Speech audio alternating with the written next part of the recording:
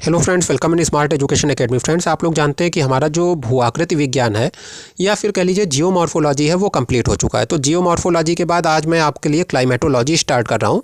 तो जब हम लोग क्लाइमेटोलॉजी पढ़ लेंगे उसके बाद ओशिनोग्राफी देखेंगे और उसके बाद पेपर 1 जो है हमारा लगभग कंप्लीट हो जाएगा। तो एक हम लोग टाइम डिफाइन कर लेते हैं। तो मान लीजिए कि 2 से 3 मंथ ये मेरी पूरी कोशिश होगी कि इस टाइमलाइन में मैं आपकी क्लाइमेटोलॉजी को पूरा कवर कर दूं। अब आपको लगेगा कि यार ये तो बहुत ज़्यादा समय है। तो देखिए फिर ऐसा भी होता है कि जब हम लोग बहुत जल्दी चलते हैं तो उसमें जो इम्पॉर्टेंट टॉपिक्स हैं वो मिस हो जाते हैं। मैं ऐसा नहीं चाहता। मैं चाहता हूँ कि मैं आपको जब पढ़ाऊँ तो आपका थोड़ा समय जाए, लेकिन जो चीज़ मैंने आपको पढ़ाई है, मान लीजिए मैंने आपको थोड़ा सा पढ़ाया लेकिन वहाँ से जो क्वेश्चन आया है वो आपका सही होना चाहिए। मेरा ये उद्देश्य रहता है। और जैसे कि कई सारे क्वेश्चन ऐसे होते हैं जो आप बुक से रट के आंसर नहीं दे सकते हैं, यानी कि आपको जो है एक अंडरस्टैंडिंग होना चाहिए। जैसे कि आपको साइंस की एक अंडरस्टैंडिंग होती है, वैसे ही ज्योग्राफी की आपको एक अंडरस्टैंडिंग होना चाहिए, तभी आप उनके आंसर दे पाएंगे। ऐसा नहीं है कि आपने बुक से रट लिया है, वीडियो में देख के रट लिया और आप आंसर दे देंगे। तो मेरी कोशिश है कि उन बेसिक्स को मैं आपको बता सकूं जिन बेसिक्स की दम पे आप किसी भी क्वेश्चन का आंसर दे सकते हैं। तो ऐसा करने के लिए देखिए टाइम तो लगेगा ही, लेकिन एक बार अगर आपको ये बेसिक्स आ गए तो फिर आप क्लाइमेटोलॉजी की जब भी बुक अपने हाथ में लेंगे तो रिवाइज करने में आपको बहुत कम समय लगेगा। क्यों? क्योंकि आपको फंडामेंटल्स मालूम है, बेसिक्स मालूम है। जैसे आपको साइंस में न्यूटन के लॉज मालूम है, तो फिर कोई भी साइंस का न्यूमेरिकल हो, कोई भी सवाल हो साइंस का, वो आप सॉल्व कर देंगे क्योंकि वो न्यूटन के लॉ पे आधारित है। तो ये मेरा यहाँ पे कहने का मतलब है। तो चलिए आज का जो हमारा क्लाइमेटोलॉजी है उसको शुरू करते हैं, पहला वीडियो। और इसमें हम लोग देखेंगे पृथ्वी के वायुमंडल या अर्थ के एटमॉस्फेयर के बारे में। देखिए सबसे पहला कॉन्सेप्ट आता है कि जो ऊंचाई है और जो घनत्व है, यानी कि जो हमारी हाइट होती है और जो डेंसिटी होती है, इसके बीच में क्या संबंध है। तो देखिए यहाँ पे जब हम हाइट और डेंसिटी की बात कर रहे हैं तो ये हम हवा के बारे में या फिर कह लीजिए पृथ्वी के वायुमंडल के बारे में बात कर रहे हैं। तो जो पृथ्वी की निचली सतह है, यहाँ पे जो वायुमंडल है उसकी डेंसिटी ज़्यादा होगी।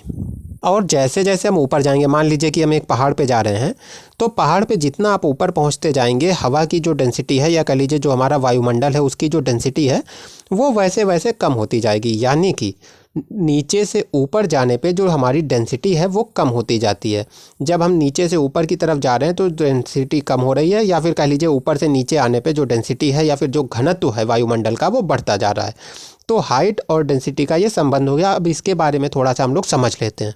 देखिए मान लीजिए, चलिए एक एग्जांपल से शुरू करते हैं। मान लीजिए कि आप एक समुद्र में हैं और इस समुद्र में आप लगातार नीचे की तरफ जा रहे हैं, तो क्या होगा? आपके ऊपर जो पड़ने वाला, चारों तरफ से पड़ने वाला जो प्रेशर है या दबाव है वो बढ़ता जाएगा। इसीलिए समुद्र के बहुत ज़्यादा गहराई में गोताखोर नहीं जा सकते हैं, वरना वो मर जाएंगे, उनके ऊपर प्रेशर बहुत ज़्यादा पड़ेगा। तो यानी कि जितना आप समुद्र के नीचे जाएंगे आपके ऊपर प्रेशर बढ़ता जाएगा। अच्छा, ये प्रेशर क्यों बढ़ रहा है, अब ये समझना ज़रूरी है। देखिए बहुत ही सिंपल सी बात है। ऊपर पानी है, उसके नीचे पानी है, उसके नीचे पानी है, यानी कि पूरा समुद्र जो है पानी से मिलके बना हुआ है या पानी से भरा हुआ है। तो जो ऊपर का पानी है वो नीचे वाले पानी पे प्रेशर डाल रहा है, उसका वेट जो है वो नीचे वाले पानी पे पड़ रहा है, यानी कि जो प्रेशर है वो नीचे वाले पानी पे पड़ रहा है। तो जाहिर सी बात है समुद्र में आप जितना नीचे जाएंगे पानी का भार उतना ज़्यादा होता जाएगा, तो पानी का जो प्रेशर या दबाव है वो बढ़ता जाएगा। तो जब दबाव बढ़ता जाएगा तो ये दबाव आप पे चारों तरफ से पड़ने लगेगा। अब यहाँ पर आप खड़े हैं तो चारों तरफ से आपके ऊपर दबाव पड़ रहा है पानी का। इससे क्या होगा कि आपकी बॉडी जो है फट जाएगी। तो सेम यही चीज़ जो है हमारे वायुमंडल में भी होती है। अब देखिए ये किस तरह से काम करती है। जो नीचे है हमारा, मान लीजिए ये पृथ्वी की मान लीजिए धरातल है जहाँ पे आप खड़े हैं, मान लीजिए आप समुद्र के किनारे खड़े हैं। तो अब यहाँ पे देखिए जो इस धरातल के ऊपर की हवा है, यानी कि सारी जो है, देखिए पूरा जो वायुमंडल है वो उसमें हवा भरी हुई है, तो हवा से बना हुआ है। तो सारा जो वायुमंडल है इसमें जितने भी कण हैं, हवा का जो भी कंटेंट होता है वो सब नीचे वाली लेयर्स पे प्रेशर डाल रहे हैं। यानी कि ऊपर से नीचे की तरफ प्रेशर बढ़ता जा रहा है। और उसका साफ सा रीज़न है कि जो ऊपर वाली लेयर में जो भी कण वगैरह हैं उनका जो प्रेशर है, एक तरह से कह लीजिए उनका जो भार है वो नीचे वाले कणों के ऊपर पड़ रहा है, नीचे के वायुमंडल पे पड़ रहा है। तो नीचे वायुदाब ज़्यादा है और जैसे जैसे आप ऊपर जाते हैं इन कणों के ऊपर पड़ने वाला प्रेशर कम होता जाता है, क्योंकि ऊपर जो कण है वो कम मात्रा में है या फिर कह लीजिए कम भारी हैं। तो ऐसे में ऊपर की ओर प्रेशर कम होता जाता है। तो आई होप आप ये कॉन्सेप्ट समझ गए होंगे। देखिए एक और अगर मैं आपको बहुत ही जल्दी से एक सिंपल तरीके से बता दूं, मान लीजिए आप एक भीड़ में फंस गए हैं और आपके चारों तरफ लोग हैं जो आपके ऊपर प्रेशर डाल रहे हैं। तो अब जाहिर सी बात है, जब आपके ऊपर चारों तरफ से लोग प्रेशर डाल रहे हैं तो आपकी बॉडी दबेगी। दबेगी यानी कि एक तरह से कह लीजिए कि कंप्रेस होगी। कंप्रेस होगी यानी कि आपके पास पास में लोग आ जाएंगे। जो वहाँ पे मान लीजिए 10 लोग थे तो 10 लोग एक पास में हो जाएंगे। तो जब वो एक पास में हो जाएंगे तो इससे क्या होगा, जो घनत्व है वो बढ़ गया। यानी कि इतनी जगह में मान लीजिए इस प्लेस में पहले केवल 4 लोग खड़े थे, लेकिन क्या हुआ कि आसपास की भीड़ ने बहुत ज़्यादा दबाव डाला तो इतनी जगह में अब 10 लोग हो गए। तो 10 लोग हो गए यानी कि जो यहाँ पे इस जगह पे जो घनत्व है, जो लोगों का संख्या है या फिर कह लीजिए जो लोगों का घनत्व है वो बढ़ गया। सेम इसी को अब आप वायुमंडल के ऊपर अप्लाई कर दीजिए कि ऊपर की परतों ने जो है हवा के ऊपर दबाव डाला। जब दबाव डाला तो जो नीचे की परतें हैं उसमें जो वायु थी वो कंडेंस्ड हो गई या फिर कह लीजिए कंप्रेस्ड हो गई। कंप्रेस्ड हो गई तो कंप्रेशन की वजह से क्या हुआ, जो घनत्व है वो बढ़ गया या डेंसिटी जो है बढ़ गई। और ऊपर की जो लेयर है वहाँ पे प्रेशर इतना ज़्यादा नहीं है, इसलिए डेंसिटी कम है। इसके साथ ही देखिए एक और कॉन्सेप्ट है इसी में। एक दूसरा कॉन्सेप्ट ये है इसी का जुड़ा हुआ, यानी कि अगर आता है हाइट एंड डेंसिटी का संबंध, तो उसमें आप ये दूसरी चीज़ भी डालेंगे कि जो हमारी पृथ्वी है इसमें ग्रेविटेशनल फोर्स है, यानी कि गुरुत्वाकर्षण बल है। तो जो ग्रेविटेशनल फोर्स है उसकी वजह से जो भारी कण हैं या फिर कह लीजिए जो हमारे वायुमंडल का भारी भाग है वो नीचे की ओर रहता है, क्योंकि ये इसको पुल किया करता है ग्रेविटेशनल फोर्स। और जो ऊपर का वायुमंडल है वो विरल होता है। विरल से मतलब है कि लो डेंसिटी वाला होता है। तो नीचे का वायुमंडल सघन होता है, ऊपर का वायुमंडल विरल होता है। क्यों? क्योंकि पृथ्वी में हमारे ग्रेविटेशनल फोर्स यानी कि गुरुत्वाकर्षण बल है। अब देखिए फिर बहुत ही जनरल बात कि हमारे वायुमंडल में कौन कौन सी चीज़ें हैं, तो मैं बस मेन बता रहा हूँ। बाकी आप बुक में जाके सारी देख सकते हैं, कौन कितने परसेंट में, ऑर्गन कितनी है, अक्रिय गैसें कितनी परसेंट हैं, ये सब आप बुक से पढ़ सकते हैं, अपने आराम से याद कर सकते हैं प्रीलिम्स वगैरह के लिए। यहाँ पे हम लोग सिर्फ जो मेन चीज़ें हैं वो देखेंगे। देखिए ऑक्सीजन है, ऑक्सीजन आप जानते हैं कि कितनी ज़्यादा इंपॉर्टेंट है, बताने की ज़रूरत नहीं है। फिर नाइट्रोजन है, उसके बाद कार्बन डाइऑक्साइड है। देखिए कार्बन डाइऑक्साइड की सबसे ज़्यादा बड़ी जो इंपॉर्टेंस है वो ये है कि ये ऊष्मा का अवशोषण कर लेती है। मतलब जो हमारी एक तरह से कह लीजिए जो टेम्परेचर है वो जो कार्बन डाइऑक्साइड है उसके अंदर एक तरह से कह लीजिए संरक्षित हो जाता है, उसमें अवशोषित हो जाता है। इसी वजह से जो कार्बन डाइऑक्साइड है वो जितनी ज़्यादा हमारे वायुमंडल में बढ़ती है उतना ज़्यादा टेम्परेचर बढ़ता जाता है। फिर देखिए बात आती है कि ओजोन। ओजोन का जो सबसे बड़ा काम है, आपको याद है कि जो हमारी अल्ट्रावायलेट रेज हैं या फिर कह लीजिए पराबैंगनी किरणें हैं उसको रोकती है। इसके बारे में आगे भी हम लोग देखते रहेंगे। तो ये मेन जो चीज़ें हैं वो मैंने आपको बता दी, बाकी आपको बुक से एक बार सारा कुछ पढ़ लेना चाहिए। फिर देखिए एक बहुत ही इंपॉर्टेंट चीज़ जो हमारे वायुमंडल में है और जिसका हमारी कह लीजिए जो क्लाइमेटोलॉजी है उस पर सबसे ज़्यादा प्रभाव या बहुत बड़ा प्रभाव है, और इसके बिना आप क्लाइमेटोलॉजी को समझ ही नहीं सकते। तो वो क्या है, वाटर वेपर या जल वाष्प। तो अब आप जानते हैं क्लाउड कैसे बनते हैं, जल वाष्प से बनते हैं। कोहरा जो आजकल पड़ रहा है सर्दी के दिनों में, पाला पड़ता है, कुहासा पड़ता है, कुछ भी जो इस तरह की चीज़ें होती है उस सब में किसका योगदान होता है, वाटर वेपर या जल वाष्प का होता है। तो यानी कि हमारी जो पूरी प्रकृति है उसमें वाटर वेपर या जलवाष्प भी बहुत ज़्यादा महत्वपूर्ण हिस्सा निभाती है, और क्लाइमेटोलॉजी की दृष्टि से वाटर वेपर बहुत ज़्यादा इंपॉर्टेंट है। अब देखिए हम समझ लेते हैं एक बात, यहाँ पे इस फैक्ट को आप हमेशा याद रखिएगा, आगे की क्लाइमेटोलॉजी में ये फैक्ट बहुत ज़्यादा यूज़ होने वाला है कि जो 8 किलोमीटर यानी कि पृथ्वी की सतह से 8 किलोमीटर की जो ऊंचाई है उसमें जो वाटर वेपर या फिर जलवाष्प है उसका 90% हिस्सा पाया जाता है।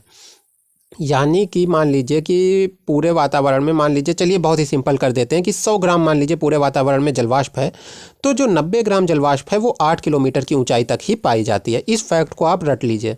अब देखिए इसके बाद फिर और क्या आता है, डस्ट पार्टिकल हैं हमारे इन्वायरमेंट में। ये भी बहुत ज़्यादा इंपॉर्टेंट हिस्सा है हमारी क्लाइमेटोलॉजी का, जो डस्ट पार्टिकल हैं।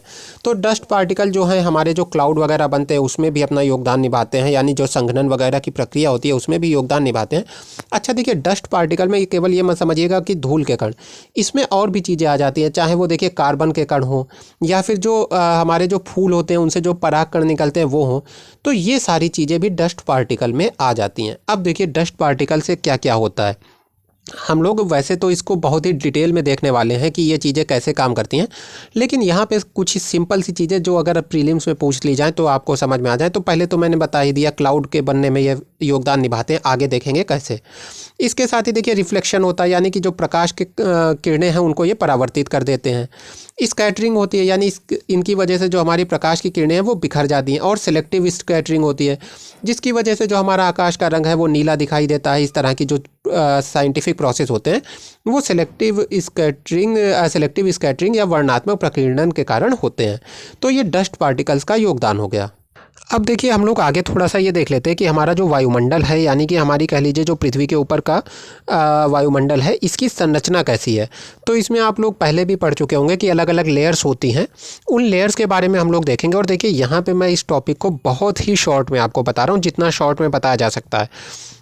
अच्छा, उसका रीज़न भी क्लियर है कि बुक में जो भी रटने वाली चीज़ें वो सब बुक में अवेलेबल हैं, आप उसको आराम से रट लीजिए और मेरे हिसाब से याद भी कर लेना चाहिए, क्योंकि जो ऑब्जेक्टिव टाइप क्वेश्चंस होते हैं उसमें ये सब पूछा जा सकता है। तो चलिए शुरू कर देते हैं इस टॉपिक को भी हम लोग।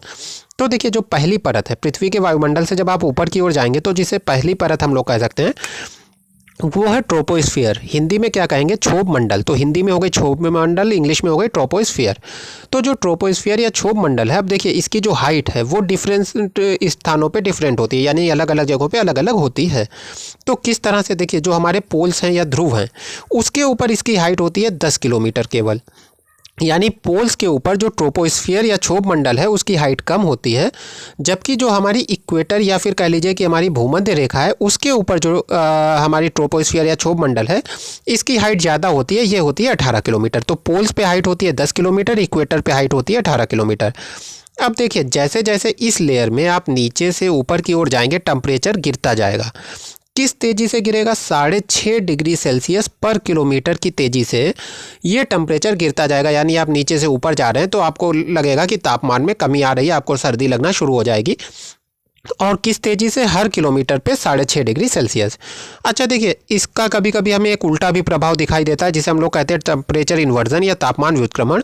यानी कि नीचे से ऊपर जाने पे लगता है कि तापमान बढ़ रहा है, पर यह एक अपवाद स्वरूप घटना है और इसको हम लोग आगे के वीडियोज़ में देखेंगे। टेम्परेचर इन्वर्जन पे यूपीएससी ने क्वेश्चन भी पूछे हैं, तो आगे के वीडियोज़ के लिए से हम लोग छोड़ देते हैं। फिर देखिए इसके बाद जो हमारी ट्रोपोस्फियर के ऊपर की लेयर है उसे कहते हैं स्ट्रेटोस्फियर या फिर समताप मंडल। लेकिन ट्रोपोस्फियर और स्ट्रेटोस्फियर के बीच में एक ऐसा जोन जो दोनों को मिलाता है उसको कहते हैं ट्रोपोपॉज। तो ट्रोपोपॉज कौन सा जोन हो गया, जो स्ट्रेटोस्फियर और ट्रोपोस्फियर के बीच का है, यानी क्षोभ मंडल और समताप मंडल के बीच का है। इसको आप ऐसे भी कह सकते हैं कि ये एक संक्रमण स्थान है, यानी कि जहाँ पे दोनों ये मिलते हैं, ट्रोपोस्फियर और स्ट्रेटोस्फियर। अब देखिए स्ट्रेटोस्फियर की बात करेंगे। स्ट्रेटोस्फियर की हिंदी मैंने आपको बताई समताप मंडल। समताप मंडल हिंदी से ही आप समझ सकते हैं कि इसमें जो तापमान है वो हमें समान रहता होगा। अब देखिए किस तरह से टेम्परेचर समान रहता है। नीचे हम लोगों ने क्या देखा कि नीचे से ऊपर जाने पर टेम्परेचर में कमी आ रही है। इसमें क्या है, जब आप नीचे से ऊपर जाएंगे तो टेम्परेचर इस पूरी लेयर में एक जैसा मिलेगा, यानी वर्टिकली यानी कि लंबवत रूप से नीचे से ऊपर की ओर जाने पर जो टेम्परेचर है वो चेंज नहीं होगा। ये स्ट्रेटोस्फियर या समताप मंडल की विशेषता है। इसी के साथ इसकी एक और विशेषता है कि इसमें जो हमारी जलवाष्प है या फिर जो धूल के कण हैं वो नहीं के बराबर पाए जाते हैं, यानी कि आप कह लीजिए नहीं पाए जाते हैं, या कह लीजिए नहीं के बराबर पाए जाते हैं, या कह लीजिए बहुत ही कम पाए जाते हैं। तो हम लोग यहाँ पे कह देते हैं कि नहीं पाए जाते हैं। वेपर और डस्ट पार्टिकल्स, तो अब इससे आप समझ सकते हैं, हमने देखा है वेपर और डस्ट पार्टिकल का योगदान होता है बादलों के बनने में, तो यहाँ पे कोई ज़्यादा बादल वगैरह भी दिखाई नहीं देंगे। अब देखिए इसके बाद अगली जो लेयर है वो है ओजोनोस्फीयर, हिंदी में कहेंगे ओजोन मंडल। अब ओजोन का आप लोग काम जानते हैं कि जो अल्ट्रावायलेट रेज हैं यानी कि पराबैंगनी किरणें हैं उनको रोक देती है, जिससे कि पृथ्वी का जो जीवन है उसकी रक्षा हो जाती है। अब इसकी ऊंचाई क्या है, 30 किलोमीटर से लेकर 60 किलोमीटर की ऊंचाई तक है। अब देखिए इसमें क्या होता है, जो टेम्परेचर है वो ऊपर की ओर जाता है। हमने पहली लेयर देखी जिसमें टेम्परेचर कम होता है, दूसरी लेयर देखी जिसमें टेम्परेचर वही रहता है। अब तीसरी लेयर जो ओजोनोस्फीयर देख रहे हैं इसमें क्या होता है, टेम्परेचर बढ़ता है। किस तेज़ी से बढ़ता है, तो ईजी है याद रखना, 5 डिग्री सेल्सियस पर किलोमीटर के हिसाब से ऊपर जाने पर टेम्परेचर बढ़ता है। यानी 30 किलोमीटर से 60 किलोमीटर की ऊंचाई पर जब आप लगातार ऊपर जाते जाएंगे तो 5 डिग्री सेल्सियस पर किलोमीटर के हिसाब से टेम्परेचर या तापमान बढ़ता जाएगा। देखिए इसके बाद की लेयर आती है आयनोस्फीयर, हिंदी में कहेंगे आयन मंडल। अब आप लोग जानते होंगे आयनोस्फीयर या आयन मंडल क्या करता है। इसकी वजह से जो हमारी रेडियो तरंगे वगैरह हैं वो यहाँ से टकरा के वापस पृथ्वी पे आती हैं, जिसकी वजह से आप जो रेडियो सुनते हैं, मोबाइल का यूज़ करते हैं, ये सब संभव हो पाता है। तो ये इसकी एक विशेषता हो गई। अब देखिए इसकी एक और विशेषता क्या है, इसमें 80 किलोमीटर यानी 60 किलोमीटर से जब आप 80 किलोमीटर तक जाएंगे तो पहले आपको लगेगा कि टेम्परेचर में कमी आ रही है, लगेगा नहीं कहना चाहिए, टेम्परेचर में कमी आएगी। यानी कि 60 किलोमीटर से 80 किलोमीटर की ऊंचाई तक टेम्परेचर में कमी आएगी, और जब आप 80 किलोमीटर की ऊंचाई पे पहुंचेंगे तो टेम्परेचर आपको कितना मिलेगा, -38 डिग्री सेल्सियस। तो 80 किलोमीटर की ऊंचाई पे आपको टेम्परेचर मिलता है -38 डिग्री सेल्सियस।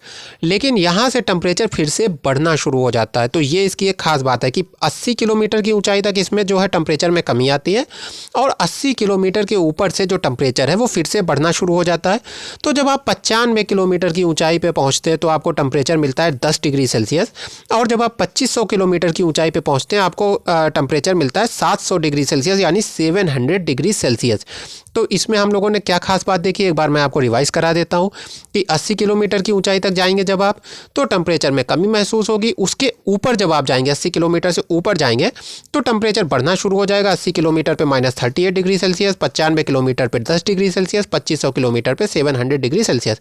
इसके ऊपर हमारा अंतरिक्ष का विस्तार है। तो इस तरह से ये जो हमारे वायुमंडल की संरचना है, इसको मैंने शॉर्ट में और जो मुझे लगा मेन पॉइंट्स हैं उनको आपको बता दिया, और आगे भी इसमें जो खास चीज़ें हैं उनको हम लोग डिस्कस करते रहेंगे।